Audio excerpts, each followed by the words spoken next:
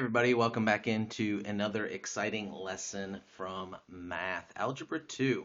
We are going to be doing some factoring today. Now, in the Algebra 1 book, there's a whole chapter dedicated to factoring. Basically, 3 weeks we dedicate just to factoring. Now, here in Algebra 2, I told you things are going to be moving faster than they were in Algebra 1. So here's what happens in Algebra 2. You get one lesson on factoring.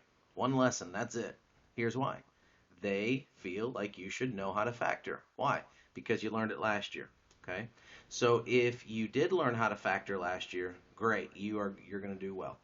If you struggled with factoring last year, you may need to go back and review that because this lesson is going to be going so quickly, and then we're just going to move on, and then the rest of the year, I'm just going to assume, okay, they know how to factor because we reviewed it, and they did it last year. Okay, so again, if you're struggling with factoring, you need to go back to the Algebra 1 book. You need to go back to some videos on factoring so that you can figure those out. This is not the place where we're really going to discover how to factor. We're just going to review some of the key concepts of factoring. Okay, so with that being said, let's go ahead and get started into the lesson, if you will. Let's first of all talk about where to start with a factoring problem. What do I do first? A lot of students look at a problem and they just like, I don't know what to do. Well, you don't know what to do because you haven't learned the steps of factoring. And the first step to any factoring problem is always, always, always look for what's called the common factor. The common factor, what does that mean? What you're looking for is anything common within the binomial, polynomial that can be factored out before we get started. We're not trying to identify, we're not trying to say, oh, this is a binomial, okay, this is a perfect square trinomial, okay, this is a, no, no, no. The first thing we need to do before we can do anything else is common factor. All right, so let's look at an example of what that looks like. How would we common factor something out? Let's say we have 3r plus 6, and I want you to factor that. Okay, so we're looking at 3r plus 6, 3r plus 6. And some of you are looking at that going, oh man, that's easy, I know how to do that. Well, that's good. That means that you paid attention in Algebra 1. What you want to do here is you want to find the common number or letter that's inside of all of those. So what do you see that's common there? What do you see that's, oh, okay, that's the same in both of those? Okay, all right, exactly. There's something that we can take out. The 3 is inside of both of those. So you're going to undistribute the 3. You're going to pull the 3 outside. So it looks like this, 3, and really we're dividing by 3, remember? Okay, we're dividing everything by 3. So that's going to divide out to an r plus 2. So that's our answer. 3 outside, r plus 2 inside. That's all we can do. There's nothing else that can be done for that one. So that is common factoring. Common factoring. Sometimes you have to find the GCF. Sometimes you have to, of the number. Sometimes you have to find the GCF of the letter, and you pull the letter out. Sometimes it's actually a common binomial that you have to pull out. There's a binomial inside both of them, and you can pull that out. So there's different ways that you can do some common factoring there. All right. There are what we call special forms of factoring, and I'm going to go a little bit on kind of a deviation from the book right here, and I'm going to not really call them special forms. Here's what I'm going to call them. There's different forms. There's different kinds of factoring. So there are binomial, that's 2 terms. There are trinomial, and that's 3 terms. And then there are polynomial, and we'll call that 4 or more. And I know technically binomials and trinomials are polynomials too. Okay, so don't get technical on me. I know what's going on. But we're going to call binomials binomials, 2 terms. Trinomials, 3 terms. Polynomials, we're going to call 4 or more. Okay, so there's different ways to factor these things right here. I want to show you a little, I don't know, we'll call it a flow chart. Um, I'll call it a graphic. The technical name for this is a graphic organizer. Okay, so we're going to organize our thoughts using this graphic, using this picture right here. Okay, so let's take a look at it. Factoring polynomials. So the first step, if you look there, it says first step, look for the GCF. Look for the GCF. That's what we already talked about. That's always the first step. Now the second step that you want to do is say, okay, do I have two terms? Then that must be a difference of squares if there's just two terms. Or it's already solved. Sometimes when you let's go back to this one real quick. Let's go back up here. Once we solve this out, once we pulled out the common factor, let me get rid of some of this stuff here. Once we pulled out the common factor, we were done.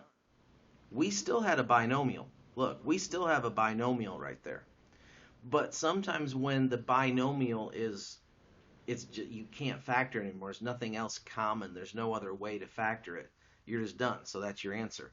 But sometimes you get to what's called a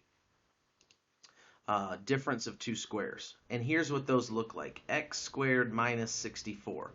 X squared minus 64. So let's take a quick look at how we would solve something that look like that. X squared minus 64. Okay. Well, the way that we do these is these come off into two separate binomials. They factor into two binomials. One is going to be what's called the conjugate. They are going to factor one positive and one negative. So you're going to take this and factor it. What's the factors of x squared? X and x. What are the signs? I said it's going to be a conjugate, so it's going to be a positive and a negative. And then you would take the square root of this because it's a difference of two squares. And so the square root of that is 8 and 8. And so that would be the factoring of x squared minus 64. What about x squared? Let me change the color. X squared plus 64. You can't do anything with that. That one's done. That's prime. The reason why is because with this one, when you FOIL this, guess what happens to the middle terms? They cancel. You're not left with any middle terms. What would happen here is you would get 8x plus 8x plus 8. That would be the most logical form of a solution. But when you FOIL this, there's still an inside term of 16x. And it's not there. There's no 16x there. And so this is not factorable. This is what's called prime. And so you would just circle that answer, and that's your answer. You're done. Because you don't have anything common you can take out of it, and you also can't factor. There's nothing there. So that's a prime number, or a prime binomial. All right, let's go back to this graphic organizer. And I'm going to drop this into the description on the YouTube video, and then also for my class I will put this into your platform so that you can download this and have this.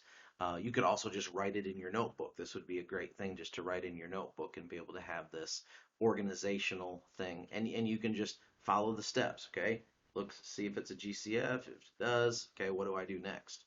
And then what if it has three terms? What if it has three terms? What do you do? Well, here's what you do. The first thing that you would do is, and the creator of this is Gina Wilson. Gina Wilson had this copyrighted, but it ran out in 2017, and she's given it for free, so you can have it, use it. But Miss Gina Wilson, what she did was she wrote this. She said slip and slide. I don't use slip and slide. You're not going to hear me say that. So, you can cross that off, that idea of slip and slide if you want to. And you're going to hear me say trial by error. Trial by error. Or what Miss Wilson means there is she means you just got to try some stuff until it works out, until you figure it out. And we'll do some of those. But the idea is you just keep trying. But in this one, when you don't have, see the difference here is this one has an a to the x squared. This one does not have an a to the x squared. So it has one, doesn't have one. What that means is there is a coefficient on some of them, a leading coefficient it's called, and then some of them do not have a leading coefficient. So they're solved differently. These are the easy ones over here, the ones without the leading coefficient. So how do you solve those? It says you first find the factors of c, and then you look at the ones that are going to add up to b, and then you are going to have, so you find the factors of c, you find the ones that add up to b, and boom, you got it. So her example is x squared minus x equals 42. X squared minus x equals 42, or minus 42. X squared minus x minus 42. And so she said, so you look at the C. Remember, this is the A term, this is the B term, this is the C term. That's what she means by ABC. And so we're going to look at the C term, and we're going to factor the C term. 42, what are the factors of 42? And we're looking for one that's going to add up to a negative 1 when we add them. So remember, the minus gives you a plus minus in front of all of these. So you have 1 and 42. You have a plus minus 2 and 21. You would have a plus minus, 3 goes into that. So 3 would go 1, 12, 14. You would have a plus minus 4 goes into that. 4 does not go into that. 5, 6. 6 goes into that. 7 times. Ooh, that one looks good right there. That 6 and 7 looks good right there. Now remember, these are both plus minus numbers. Sorry about that. Those are both plus minus numbers. So what does that mean for us? Well, here's what that means for us. That means that one of those can be plus and one of those can be minus. So we're looking for the one that's going to give us a minus 1 up there. And so we're going to take this and we are going to say x minus and x plus, because that comes from right there. There's the x. So x minus and x plus, because we want it to give us this. And so we look at this, and we know that the 7 has to be bigger because that's going to be a minus in the middle. And so there's your solution of that one. X minus 7, x plus 6. And that's a trinomial, okay? Now, if you go down here and look at her chart, when you come to this one, where she says that's a slip and slide, okay? I say that's a trial by error. What does that mean? You just got to keep guessing and keep guessing and keep guessing until you figure something out that works. Sometimes it takes you 20 tries. Sometimes it takes you 2 tries. So you just keep working, keep working, keep working until you find something that gives you what you need. But you'd use the same exact process. When there's one at the beginning and one at the end, you would use the same process to solve that out. The only difference is you would be using the x term, which is the a, and you would be using the 6 in this case, which is the c term. And so you would factor both things there. If we can do that one, 30x squared minus 27x plus 6.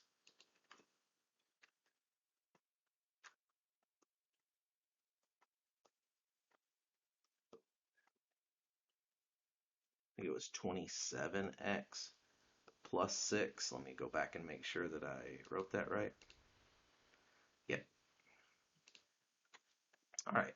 So what you have to do is you have to factor all of these. And I'm not going to take the time here on the video to do it. But it's 1 times 30, 2 times 15, 3 times 10, 4 doesn't go into it. 5 goes into it, 5 times 6. All right, so there's the factors of 30. And then we take the factors of 6. 1 times 6, 2 times 3. And what we would have to do is we would have to play, she says you play slip and slide with this. I say you just trial by error. In other words, you just keep trying and you keep making errors until, boom, you get 27x as your middle term. You're going to keep foiling, you're going to keep working, you're going to keep trying until it gives you 27x in the middle. Okay? All right. Let's see. The last thing that she shows you there is the four terms, and that's the grouping. I'm not going to spend a ton of time on that. The idea with grouping is going to come in a later lesson, so we'll go ahead and hit that when we get to it.